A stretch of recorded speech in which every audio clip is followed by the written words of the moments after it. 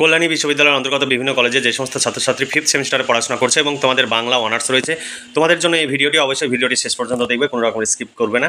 আর ভিডিওতে অবশ্যই লাইক করবে এবং বন্ধুদের সঙ্গে শেয়ার করবে। আর আমাদের চ্যানেলটি সাবস্ক্রাইব করা না থাকলে নিজেদের প্রয়োজনে অবশ্যই সাবস্ক্রাইব করে রাখবে।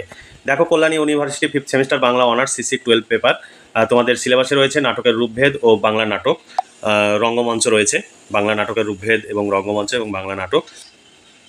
5 ও 10 মার্কের প্রশ্নের সাজেশন 2024-25 আজকে তোমাদের সামনে উপস্থাপন করব। তোমরা যদি এই সিলেবাস অনুযায়ী প্রশ্নোত্তরের পিডিএফ কপি সংগ্রহ করতে চাও, অনার্সের প্রতি পেপারের জন্য 250 টাকা করে পেমেন্ট করতে হবে। তোমাদের বাংলা অনার্সের 4টি পেপারের নোটস রেডি হয়ে গেছে। তোমরা নিজেরা হোয়াটসঅ্যাপ নাম্বারে যোগাযোগ করে 4টি পেপারের নোটস সংগ্রহ করে এখন থেকে পড়াশোনা করো। তোমাদের 3 থেকে 3.5 মাস সময় রয়েছে।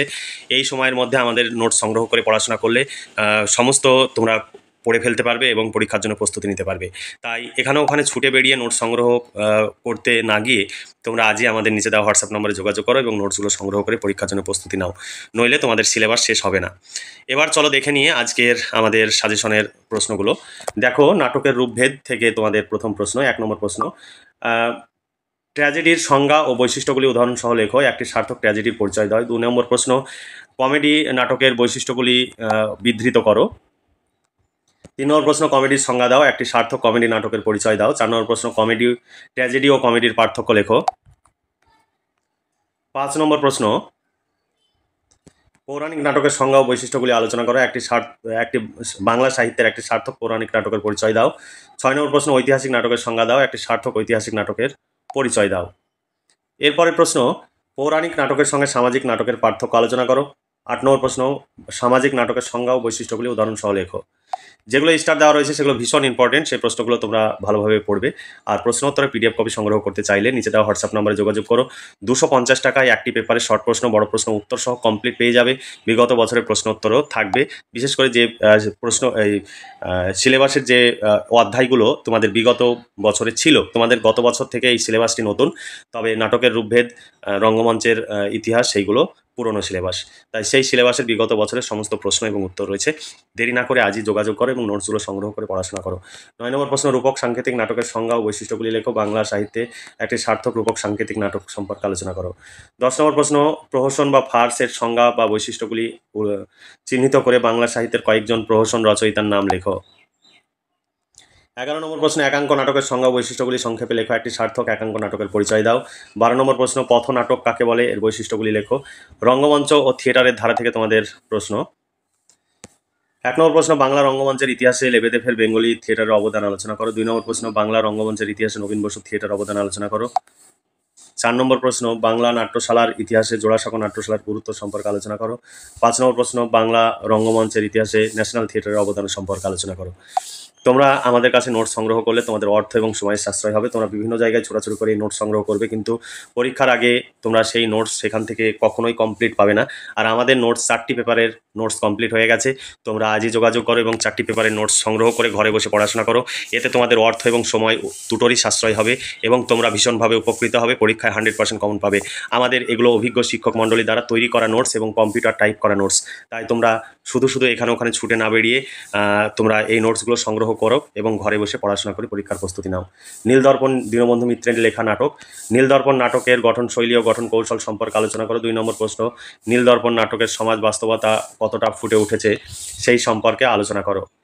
3 নম্বর প্রশ্ন, নীলদর্পণ নাটকের নায়ক চরিত্র বিচার করো। 4 নম্বর প্রশ্ন, নীলদর্পণ নাটকের ঐতিহাসিক গুরুত্ব সম্পর্কে আলোচনা করো। 5 নম্বর প্রশ্ন, নীলদর্পণ নাটকের হাস্যরস সম্পর্কে আলোচনা করো।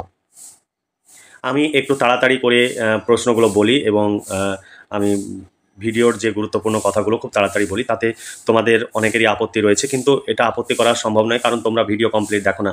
তোমরা বিভিন্ন ধরনের ভিডিও এবং মোবাইল দেখে তোমরা প্রচুর সময় অপচয় করো, কিন্তু আমাদের এখানে এই তোমাদের পড়াশোনার ব্যাপারে 5 মিনিট বা 6 মিনিট বা 7 মিনিটের আমাদের ভিডিও, কোনো ভিডিও 3 মিনিট 4 মিনিটে, তবুও তোমাদের যেন অধৈর্য চলে আসে।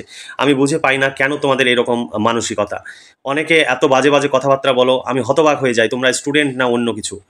তোমরা কেন আমাদের যে কথাগুলো সেগুলো তোমাদের বলতে হবে। আমাদের যে বিশাল পরিমাণে খরচ, সেই খরচ তোলার জন্য আমাদের পিডিএফের প্রচার তোমাদের করতেই হবে। আমাদের নোটস যে এখানে দেওয়া হয় সেটা যদি আমরা না বলি কীভাবে ছেলে মেয়ে জানতে পারবে?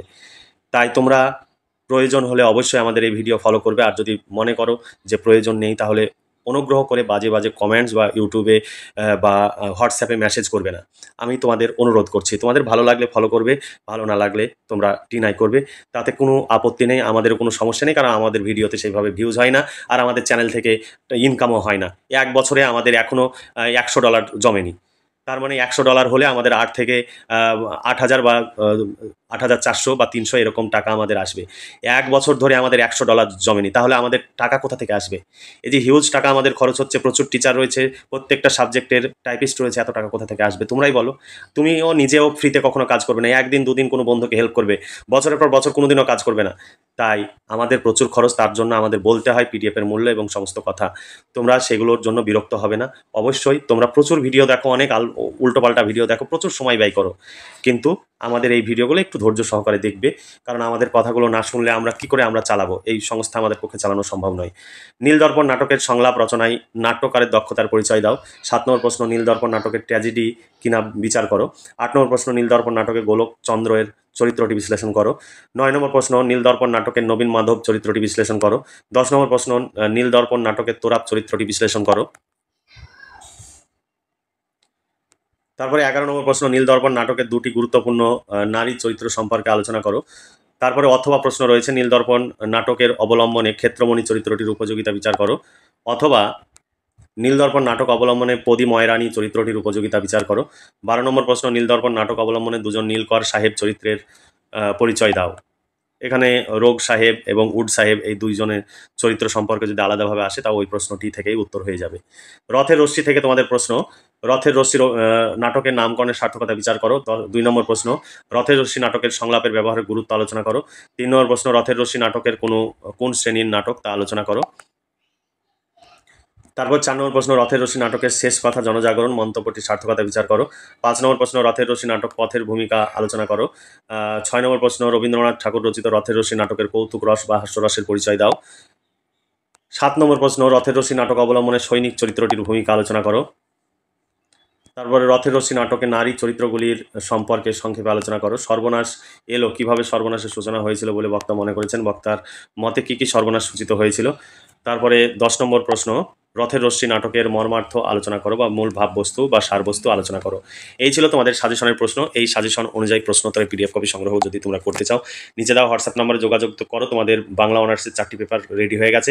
প্রতি পেপারের জন্য 250 টাকা করে পেমেন্ট করতে হবে। 4টি পেপার তোমরা একসঙ্গে নিলে 1000 টাকা পেমেন্ট করতে হবে। কোনো রকমের ছাড় থাকছে না, কারণ আমাদের খরচ দ্বিগুণ হয়ে গেছে, কিন্তু আমরা পিডিএফের প্রাইস আমরা বাড়াইনি তোমাদের সুবিধার জন্যই বা তোমাদের কথা ভেবেই। কিন্তু আমাদের সত্যি কথা বলতে আমাদের খরচ তোলা খুবই মুশকিল হচ্ছে। হয়তো আগামী দিনে আমরা এই কাজ করতে পারবো কিনা সন্দেহ রয়েছে, কারণ আমাদের প্রচুর খরচ, সেই খরচ আমরা তুলতে পারছি না। তবে এই সেমিস্টার আমরা দেখব, তোমরা সেই জন্য অবশ্যই সহযোগিতা করবে আমাদের। যদি সহযোগিতা করো তাহলে পরবর্তী সেমিস্টারে আমরা কাজ করতে পারবো এবং তোমরাও নোটস পেয়ে যাবে। আর আমাদের কাছে নোটস সংগ্রহ করলে তোমরা 100% কমন পাবে, কারণ ম্যাক্সিমাম তোমরা যেখানেই পড়তে যাও না কেন, আমাদের এই নোটসই ম্যাক্সিমাম সংগ্রহ করে গাইড বুক হিসাবে সংগ্রহ করার পর তারা তোমাদের লেখায়। তাই তোমরা সেখানে প্রচুর সময় এবং অর্থ ব্যয় না করে আমাদের কাছে সংগ্রহ করলে তোমরা ভীষণভাবে উপকৃত হবে। তাই দেরি না করে আজই নিচে দেওয়া হোয়াটসঅ্যাপ নাম্বারে যোগাযোগ করো এবং নোটসগুলো সংগ্রহ করো। 2023 সালে কী প্রশ্ন পড়েছে সেটিও এখানে তুলে দেওয়া রয়েছে। শর্ট প্রশ্নের পিডিএফে শর্ট প্রশ্ন, বড় প্রশ্ন পিডিএফে বড় প্রশ্নগুলো তুলে দেওয়া রয়েছে। তোমরা সেইগুলো দেখে তোমরা পড়াশোনা করো, পরীক্ষার জন্য প্রস্তুতি নাও। আর তোমরা অবশ্যই আমাদের সহযোগিতা করবে এবং আমাদের পাশে থাকবে।